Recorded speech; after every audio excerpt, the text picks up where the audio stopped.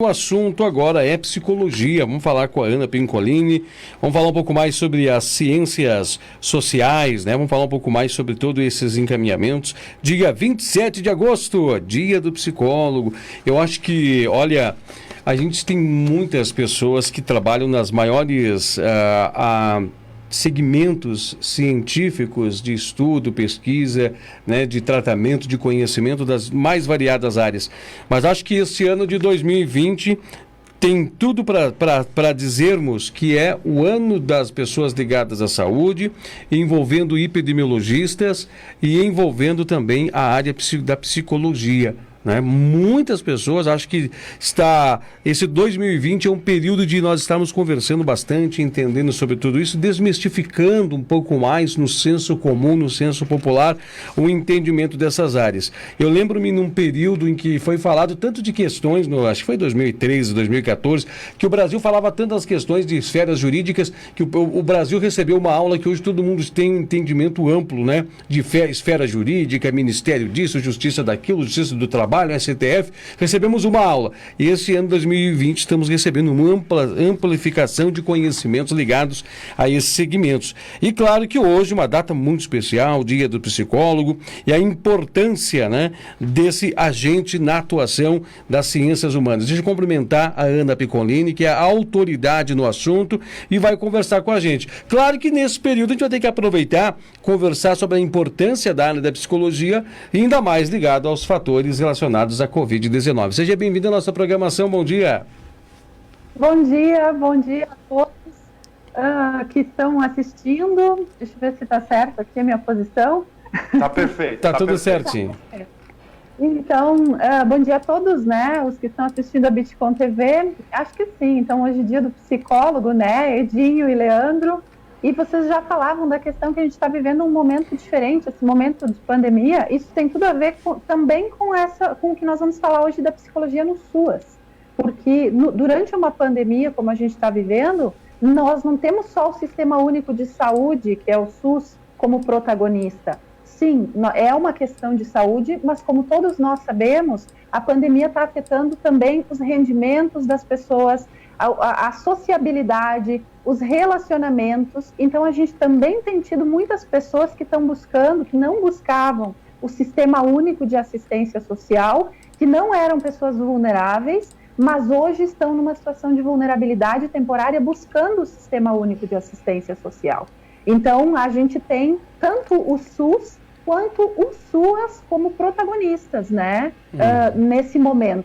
Eu acho que uma coisa interessantíssima de as pessoas também terem atenção, que muitas vezes quando a pessoa vai buscar uma rede de assistencialismo, que nós temos e você já vai destacar para a gente, já conversamos em outras oportunidades, já falamos sobre esse assunto, as pessoas começam a chegar lá e pela uma dificuldade.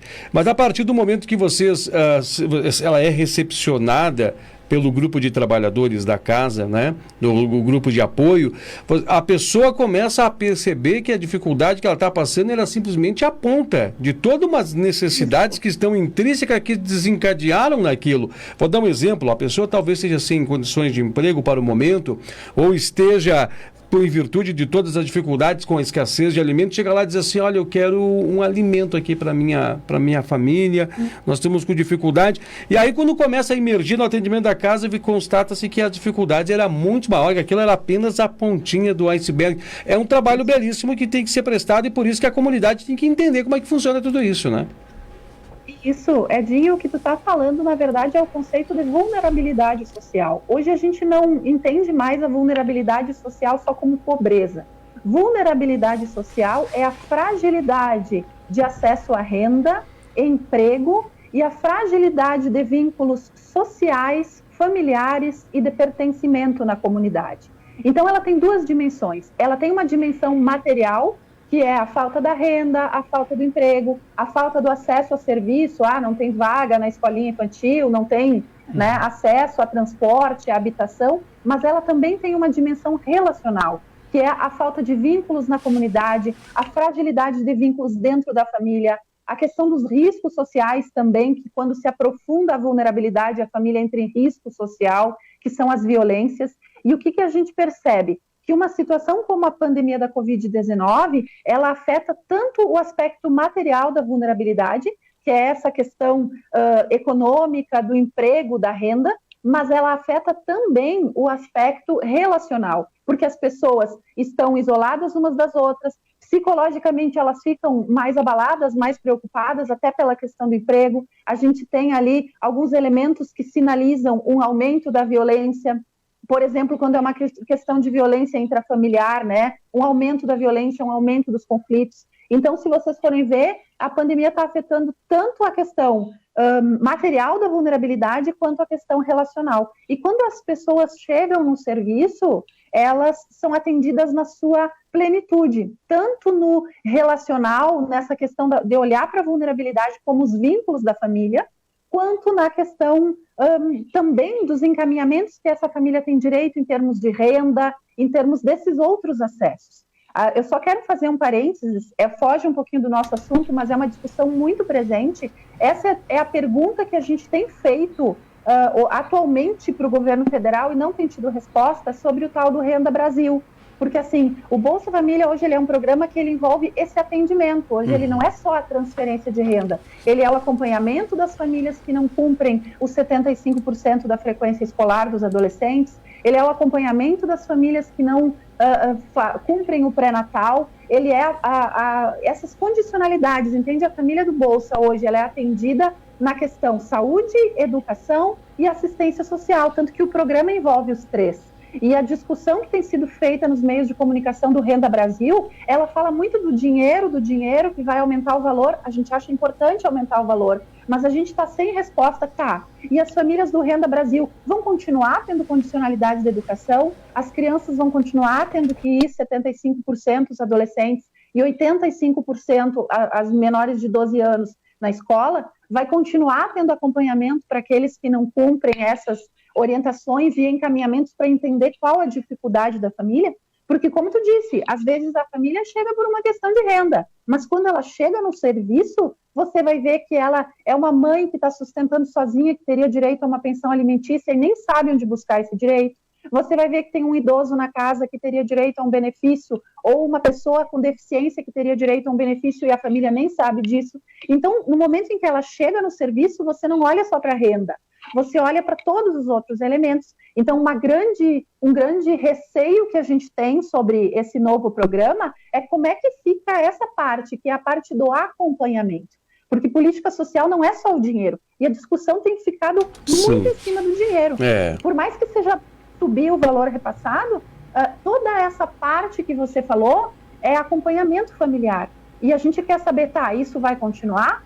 Porque até hoje a gente não está sabendo. Então, é uma discussão importante que a gente está começando a fazer nos meios de comunicação, Edinho e Leandro. Interessantíssimo, mas, enfim, né? Um parênteses que é para a comunidade também se ligar. A política social não é só dinheiro. Lá no começo do Bolsa, em 2008, quando eu entrei, né, a gente era muito criticado, se dizia assim, não basta dar o dinheiro, tem que acompanhar as famílias. Sim, e hoje elas têm prioridade no acompanhamento.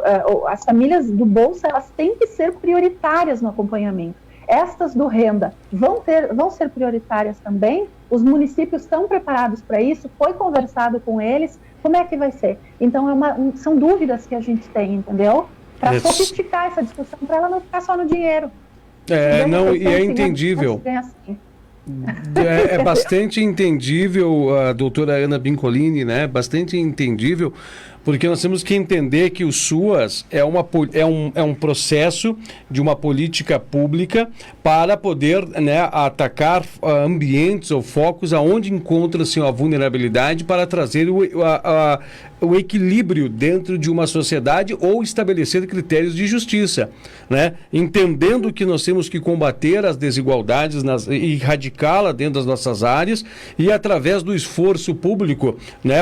Através dos anteparos públicos, levar os serviços para que façam com que essas pessoas sejam assistidas e que elas saiam das suas realidades onde elas estão.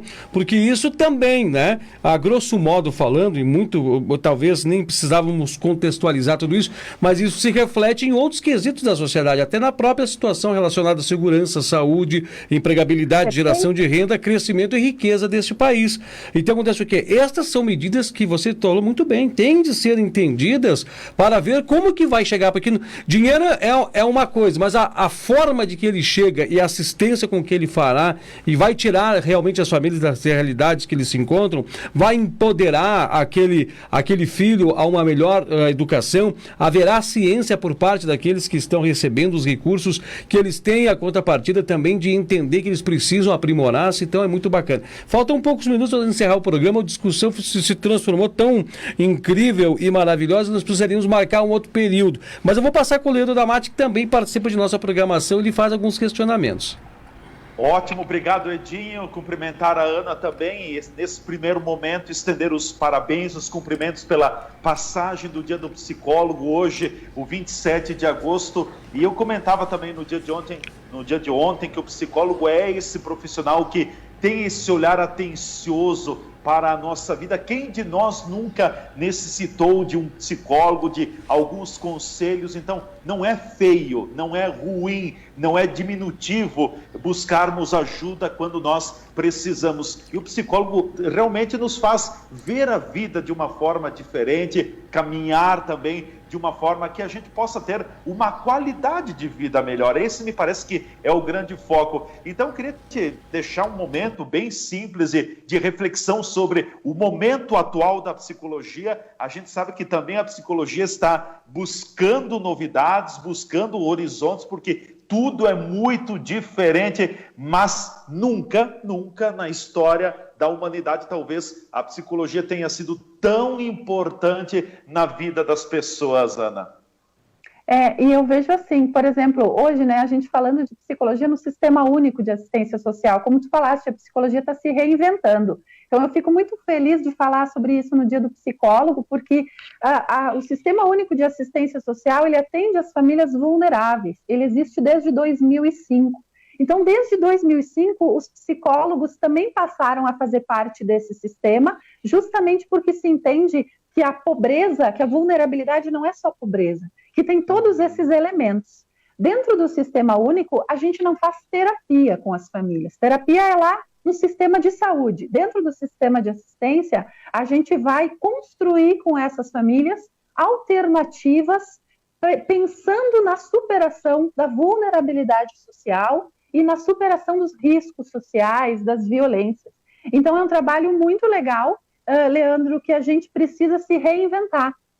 Eu costumo dizer que é uma psicologia que sobe morro e desce ladeira, porque ela é uma psicologia que tem que ir para a comunidade, que tem que ir para o território, que está lá no meio dos territórios vulneráveis e que tem que construir junto com as famílias, que tem que chamar, e não é só a mãe e o pai, não, tem que ouvir os membros da família para compreender de uma forma ampla a situação familiar e construir junto com essa família que alternativas existem, que serviços ela pode acessar, que serviços faltam e realmente o que a gente pode construir junto para suprir essa necessidade desses serviços. Então, a gente acaba fazendo esse papel também, sabe, de tensionar as políticas públicas. Falta vaga na escola, falta habitação, falta transporte. Mas isso aqui você sabia que você tem esse direito? Então, é uma psicologia muito voltada para esse olhar da cidadania, do acesso a direitos. É uma psicologia que precisou se reinventar. Lá no começo, inclusive, os psicólogos costumavam usar a expressão cair de paraquedas no SUAS. Tipo, caiu de paraquedas no SUAS. Meu Deus, o que eu faço? Não é terapia, não é tratamento, sim, mas tem muitas coisas que a gente pode construir junto com essas famílias. Então, eu acho que a psicologia ela é uma profissão de encontros, né? Encontro consigo mesmo, encontro com o outro, encontro com essas famílias que estão em risco, que estão em vulnerabilidade, encontro com os outros saberes. A gente não consegue nada se a gente não trabalhar junto com a saúde, com a educação, com a habitação, sabe? Com o sistema de garantia de direitos, então com a justiça, com o Ministério Público. Então, a gente vai costurando esses encontros. Eu acho que isso é a psicologia. uma profissão de encontros. Por isso que ela combina tanto com o Sistema Único de Assistência Social. Porque o Sistema Único de Assistência também é um lugar de encontro. Ele precisa das outras políticas para funcionar. Né? Verdade. Bom, Edinho, eu teria muitas perguntas, mas o tempo nos limita também. Mas muito boa essa explicação da psicóloga Ana também. Psicologia é o encontro das pessoas. Acho que falou tudo, matou a pau, como a gente diz, que realmente é isso. As pessoas precisam primeiro se encontrar. Uma psicóloga me dizia ontem à noite: olha, Leandro, a pandemia poderá ser diferente para as pessoas, vai mudar a vida das pessoas, mas para que as pessoas tenham essa mudança, tem que vir do coração, tem que vir de dentro da própria pessoa. Edinho, é contigo. É verdade. 10h01, Ana, nós encerramos o nosso programa. Queremos agradecer o carinho, a gentileza que você teve conversar junto com a gente, nos trazer tamanha orientações. Nós vamos passar agora como sugestão a nossa coordenação, né? E claro, também toda a nossa equipe que trabalha na produção, para que nós venhamos estreitar maior entendimento nesse assunto que você levantaste sobre o novo programa. A gente já tem um entendimento das últimas atualizações que parece que não tem dinheiro no caixa do governo federal para esse programa se materializar, mas mesmo assim não se perde o veio da discussão, porque é algo que se aventa como uma estratégia, talvez de ideologias mais ligadas à política, mas nós temos que entender realmente o que isso traz em ganho à população como um todo, né? Não somente em fortalecimento de renda, como você disse, mas do emprego dessa força para o crescimento da nossa população em todos os seus segmentos. Ana, deixar um espaço para o seu fechamento e agradecer você pelo carinho que você tem mais uma vez com nós aqui da Bitcom TV. Eu é que agradeço vocês, a gente já foi parceiro outras vezes, né? Eu me coloco à disposição, agradeço muito o espaço de vocês, desejo feliz dia do psicólogo para todos os colegas, para os que trabalham no SUS, no SUAS, na clínica, nas empresas, na justiça, em todos os campos que a psicologia está. A psicologia, a gente costuma dizer as psicologias, né? Agradeço muito o espaço, convido a todos para visitarem na internet o meu canal, que é o SUAS Conversas, que fala sobre psicologia no SUAS, e me coloco à disposição. Feliz dia do psicólogo para todos e desejando que todos se cuidem, que todos cuidem não só de si, mas das pessoas que convivem consigo, né? Das pessoas idosas, transplantadas, que fazem tratamento, enfim, porque às vezes a gente nesse momento de pandemia pensa, não, mas eu sou adulto saudável. Não, pense também no seu familiar, cuide do seu familiar, né? Infelizmente, às vezes a gente tem que evitar alguns encontros, né? Meus pais, por exemplo, não vão vir num feriado aqui, eles são de Santa Maria, por quê? Porque são idosos, então daqui a pouco não é bom, nesse momento, a gente cuidar uns dos outros. Então, acho que é um momento de cuidado, principalmente com quem é mais vulnerável fisicamente, quem é idoso, enfim. Tá? Então, até tem uma campanha do CRP, do Conselho de Psicologia, né? A psicologia escolhe a vida. Então, cuide não só de si, mas dos outros também. Ao usar uma máscara, ao se proteger, você protege os outros também. É verdade. Tá certo. Obrigado, querida participante. É da casa já aqui. E assim nós vamos encerrando, então, esse nosso trecho, né, de entrevista.